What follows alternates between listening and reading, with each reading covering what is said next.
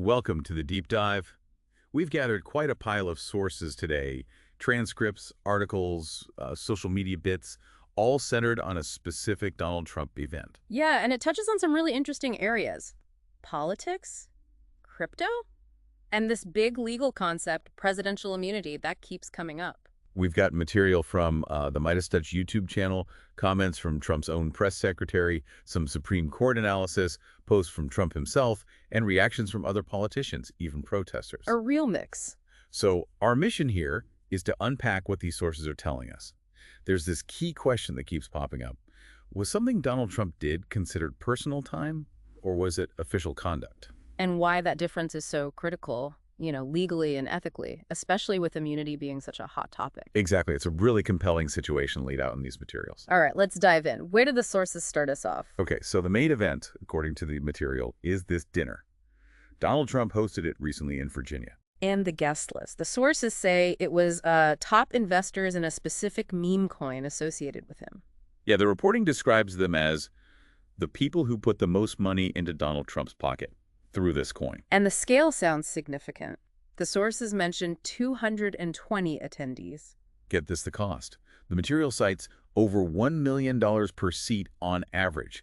It says the people there, the winners of the contest, spent a collective $394 million on the meme coin to get in. Wow. $394 million. The sources seem pretty clear on what that bought. Yeah. Private access with Donald Trump. That's the phrase used. Okay, so big money, private access. Naturally, this got reporters asking questions, right? It did. And the sources detailed this specific exchange with Trump's press secretary, Levitt. What happened there? Well, a reporter asked a pretty pointed question. Would the White House release the attendee list? For transparency. They mentioned concerns about potential foreign nationals, quid pro quo access. Standard questions you might expect. And her answer. This is where it gets legally interesting, according to the sources. Levitt's response, as reported, was that the president was there in his personal time. Personal time. She specifically said, not a White House dinner. So therefore, no need to release the list. Okay, personal time. That phrase just hangs there, doesn't it? Especially when you think about presidential immunity. Absolutely. Yeah. And the sources connect those dots immediately. They pivot right from Levitt's comment to the Supreme Court's ruling in Trump v. United States. Right. The big immunity case from the 2023 term. What's the connection the sources draw? It's all about that distinction the court made. The Yeah. material stresses this. The court said, yes, a president has absolute immunity for official acts. But there's always a but. Exactly. And the sources highlight this. The court also clearly stated that immunity does not cover unofficial or private conduct. So a president acting in their private capacity isn't immune. That's the finding. The sources even quote the opinion, like page 4 says. As for a president's unofficial acts, there is no immunity. Pretty plain language. Did the court say how to tell the difference between official and unofficial? They gave some guidance, yeah. Though they admitted it's not always simple. The sources point to page 29, talking about looking at content, form, and context. Objectively. Okay, content, form, context. Sounds a bit fuzzy. The court apparently acknowledged it's fact-specific and could be challenging, but then the sources bring in analysis from lawyer George Conway. Okay. What's his take? Conway, looking at Levitt saying personal time, argues, essentially, that if Trump himself, through his press secretary, is labeling this personal time, then he's explicitly saying he's not acting officially. He's placing it outside what the court called the outer perimeter of his official responsibility. Precisely. And the direct consequence, according to Conway's analysis and the sources. No immunity for that conduct. Right. If he's outside that perimeter, he's not immune from criminal prosecution for whatever happened there, assuming, crimes can be proven. So the argument presented in the sources is basically that Levitt's personal time comment might have just torpedoed any future immunity claim for this specific dinner. Yeah, the sources frame it strongly, like she might have blown it or thrown Trump under the bus on the immunity front for this event. Which makes you wonder how Trump reacted. Did he try to walk that back? Well, the sources note he reacted pretty quickly. But an hour after Levitt spoke, he put out a social media post. Okay, what did it say? It read, heading to the crypto dinner in Virginia in a little while. The USA is dominating in crypto, Bitcoin, etc., and we're going to keep it that waypoint. Interesting pivot. How do the sources interpret that? The interpretation presented is quite pointed. It suggests this was likely advice from a lawyer. Because he was worried about the personal time comment. Exactly. That he was worried Levitt's statement could be absolutely screwed by what she said, is how the source puts it. So the post is seen as an attempt to reframe it. That seems to be the analysis, by saying the USA is dominating.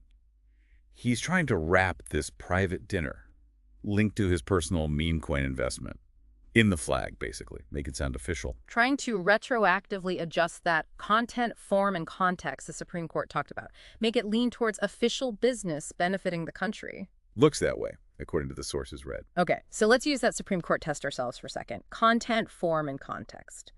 What more do the sources tell us about the dinner itself? Does it look official or unofficial?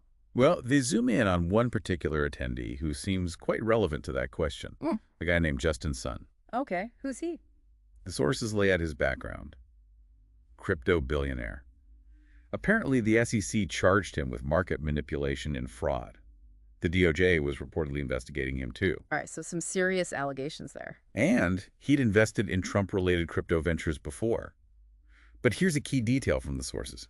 The SEC actually paused its case against him. Pause the case, and then he shows up at this dinner. Shows up at the dinner as a top holder of the meme coin that got you access. Okay, that context definitely raises eyebrows. Right.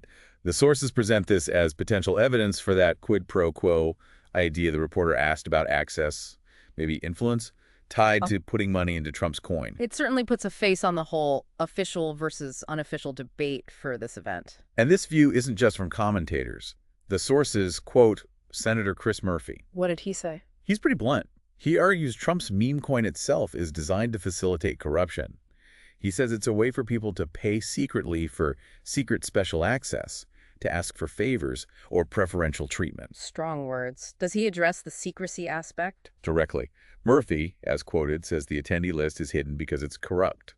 He argues the coin's value is just demand, and Trump creates that demand by effectively opening a channel for bribery. Wow. Yeah, he says it gives cover for the most corrupt, for the most compromised, to get that private meeting or maybe favorable treatment down the line. And this all ties back to that lack of transparency. The sources keep mentioning the attendee list isn't public. Correct, which the reporting argues just completely undermines any claim that this is all above board and transparent. Do the sources give any other background on this meme coin or related things? They do offer a bit more context, like the meme coin was reportedly released right around his inauguration. Its price apparently went up like crazy. Pump and dump. The source uses the phrase to pump a shitcoin, attributing the rise to Trump's influence. And it notes that while insiders likely did very well, most investors, they mention 55,000 wallets, ended up losing money. Ouch. The material also briefly touches on other things the sources characterize as grifts, things like the Mar-a-Lago and Bedminster membership fees cited at $1 million a year. Right. And that weird tax situation with Mar-a-Lago, where Trump claimed it's a residence but also a club, not personal property, apparently to pay less tax.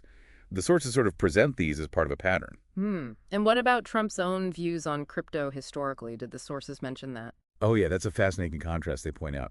Back in July 2019, he apparently said he was not a fan of cryptocurrencies. Really? He called it not money, highly volatile, based on thin air.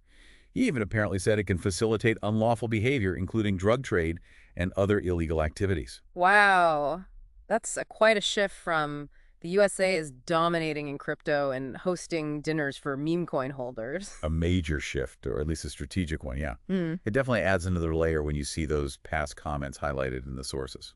So given all the dinner, the personal time comment, the immunity questions, the specific attendees, how did other political figures react? What did the sources say? They focus on Speaker Mike Johnson. He was asked directly about Trump's business dealings, not just crypto, but also Middle East investments, this idea of auctioning off access. And his response? According to the reporting, he mostly deflected. Said his job was the House, executive branch ethics weren't his area, standard stuff. But did he address the substance? He did try to draw a contrast.